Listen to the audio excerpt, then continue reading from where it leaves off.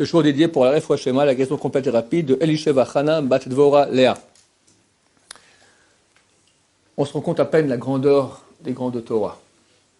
Parce que nous peinons des heures et des heures pour faire quelques lignes, eux, ils connaissent. Non seulement le Shas, j'ai déjà dit souvent, celui qui connaît toute la Gemara par cœur, c'est pas un grand de Torah. C'est un bon Tamid Chacham. Eux connaissent la Gemara, Balvi, Yerushalmi, Rishonim, Achonim, Psak, Shulchan Aruch, Magen Avraham, Pri Magadim, la Kabbalah, les Midrashim, tout c'est inhumain. C'est des gens qui très facilement pourraient nous regarder de haut, à toute leur grandeur. J'avais ici à la Yeshiva un converti qui était descendant de 10 générations de rois d'Iran, de rois de Perse. Un converti.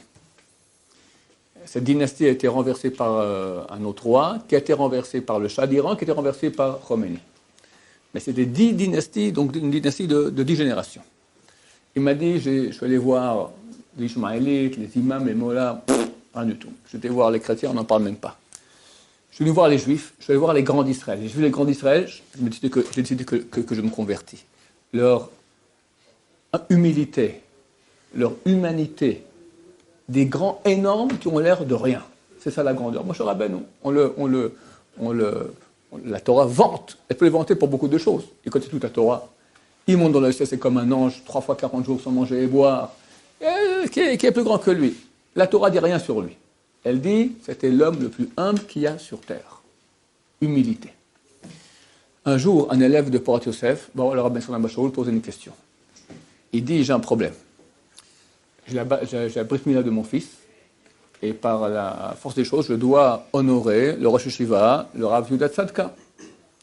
Mais j'aimerais honorer en tant que Sandak le Rav Salman Moutsafi, un des très grands kabbalistes. Il y a une cinquantaine d'années. Elle est habillée tout en blanc avec une casquette comme ça, pas un chapeau comme nos borsalino, une casquette, etc. Il commence à prier au net, il finissait à 11h du matin parce qu'il priait avec toutes les intentions kabbalistiques. Mais je ne veux pas offenser non plus le Rosh Yeshiva. Alors qu'est-ce que je fais? Abashou lui a dit comme ça, tu invites le Rav Moutsafi à venir, sans rien du tout, comme ça, et tu honores le Rosh Yeshiva. Et laisse, tu verras, tout va s'arranger comme tu veux. Bon, il ne comprend pas. Alors il invite le Rav Moutsafi à venir à la Brite, sans lui dire qu'il veut qu'il soit Sandak, parce qu'il honore le Rosh Yeshiva. Bon, le Rav Yeshiva arrive, et il se prépare pour être Sandak, il voit que le Rav Moutsafi qui est ici, il enlève le talit, tout ça. Kvodo, vous serez Sandak à ma place. Il dit non, c'est vous. Non, je refuse. À la fin, c'était le Rav Moutsafi qui était Sandak. Le Rav Benson a su exactement comment chacun réagirait. Il lui a dit, tu fais comme ça, tu l'honores, va Hashem. La sagesse des grands qui se bagarrent pour être les plus humbles. Baruch Adonai, l'olam, amen, amen.